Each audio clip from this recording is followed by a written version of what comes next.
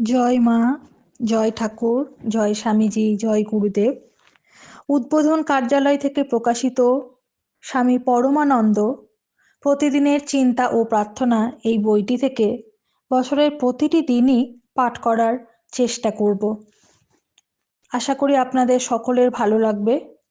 দিব্যত্রয়ীর কৃপা শান্তি, কৃপা পরশ, প্রেমাস্পর্শ, তাদের ভাব আমাদের সকলের মধ্যে ছড়িয়ে পড়ুক, এই প্রার্থনা নিয়ে আমরা শুরু করছি আজ থেকে প্রতিদিনের চিন্তা ও প্রার্থনা স্বামী পরমানন্দ এই বইটির জানুয়ারি মাসের 1 জানুয়ারি থেকে পাঠ শুরু হচ্ছে। সকলকে সাথে থাকার জন্য অনেক অনেক ধন্যবাদ। যদি আপনাদের এই পাঠ ভালো লাগে অবশ্যই আমাদের চ্যানেলটিকে সাবস্ক্রাইব করবেন এবং অন্যান্য সকলের সঙ্গে শেয়ার করবেন। জানুয়ারি মাসের পাঠ সুন্দরভাবে সুসম্পন্ন হয়েছে। আমরা ফেব্রুয়ারি মাসের দিকে এগোচ্ছি প্রতিদিনের চিন্তা ও প্রার্থনা স্বামী পরমানন্দর। চালাও তোমার জীবন তরণী, স্থির বন্ধু, চলো তুমি স্থির প্রচলনে। জল বহে উদ্দাম গতিতে, কখনো বা অতি ধীর স্থির। রহ তুমি ধরিয়া তোমার পথ প্রদর্শক, আকাশ ভ্রুকুটি করে আবার হাস্যমুখ। ধরো তুমি সযতনে যন্ত্র প্রদর্শক, বায়ু বহে গর্জন প্রকটন রবে, আবার সে হয় যে নীরব।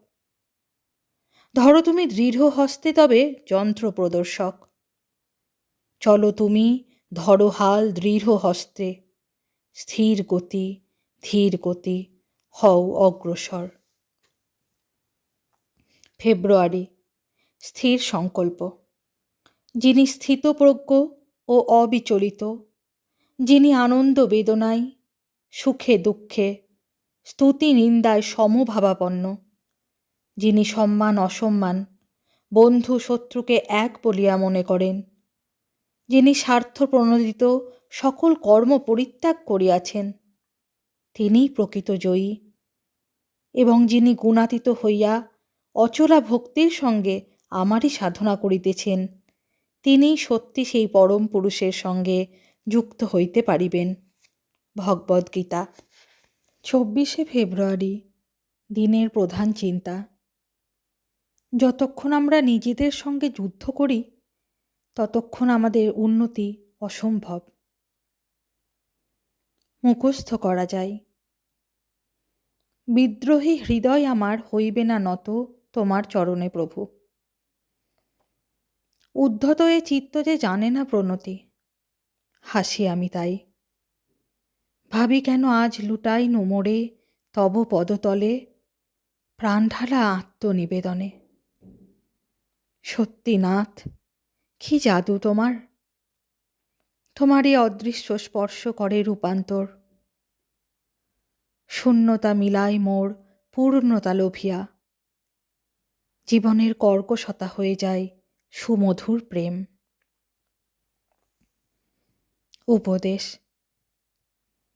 জীবনে যখন কোনো জটিল সমস্যা আসে, জ্ঞানী বাহিরের দিকে না তাকাইয়া নিজেই তাহার সমাধানের চেষ্টা করেন। সমস্যার প্রতিকার ভিতর হইতেই আসে। আদর্শ অনুগামী হইয়া যদি আমরা আমাদের নিষ্ঠা ও ভক্তির পরিচয় দিতে চাই, তবে আমাদের সকল চিন্তা ও মনের গতিকে এমনভাবে সংযত করিতে হইবে যেন কোনো সময় তাহা আমাদের অভিভূত না করে। তবেই আমরা এমন সত্যনিষ্ঠ হইতে পারিব যে কখনোই উন্নত আচরণের পথ হইতে স্খলিত হইব না। তাহার প্রতি পূর্ণ বিশ্বাস রাখিয়াই আমরা এই জীবনে পরিণতি লাভ করিব। প্রার্থনা। হে প্রভু, তুমিই একমাত্র এ জীবনের চিরন্তন উৎস। তুমি জানো আমার অন্তরতম দেশের সকল প্রয়োজন। আমাকে তোমার আশীর্বাদের যোগ্য করো। তোমারই কৃপায় আমি যেন তোমার রাজত্বের অধিকারী হই। ওম শ্রী রামকৃষ্ণার্পণমস্তু।